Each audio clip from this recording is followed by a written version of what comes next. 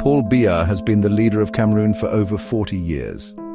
He became president in 1982, making him one of the longest ruling leaders in the world. His time as president has been a mix of good and bad. Cameroon hasn't had any big wars, but many people don't like Biya's government. They say there's lots of corruption and that people's rights aren't respected. Some people say Biya has kept the area peaceful. Others say he's stopped Cameroon from becoming a better country because he holds on to power too tightly. Biya's rule has changed Cameroon's politics, money and society. Early on, Biya made some changes to the economy and allowed different political parties.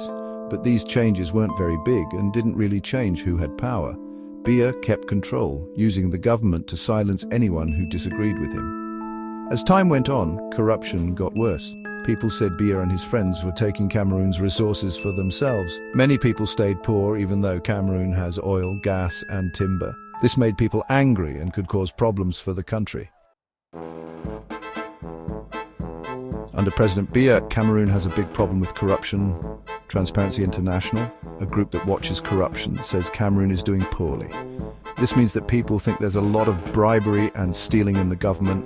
This corruption hurts Cameroon. Money that should go to schools and hospitals is taken away. Many people don't have basic things they need, even though Cameroon has lots of natural resources. The stealing of money has hurt the economy and kept people poor. Biya and his friends are rich, but most people in Cameroon are struggling. This makes people angry and could cause more problems for the country. Because nobody is punished for corruption, people don't trust the government. They feel like they can't do anything about it. This makes the corruption even worse. Cameroon needs to stop this cycle of corruption. Biya's government favors his own ethnic group, the Beti. He gives important jobs in the government, military and businesses to people from his group. This makes other groups angry. This unfairness makes people who aren't Beti feel left out and resentful. It also hurts the country's unity and can lead to fighting. The Anglophone crisis, which we'll talk about next, is an example of this. Because Beti people have so much power, being loyal to Biya is more important than being good at your job. This is bad for the government and the economy. It also stops businesses from growing. Cameroon needs to fix this problem of favoritism. It needs to be fair to everyone, no matter their ethnic group.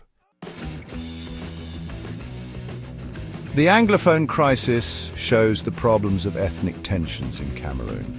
It started in 2016 in the northwest and southwest regions.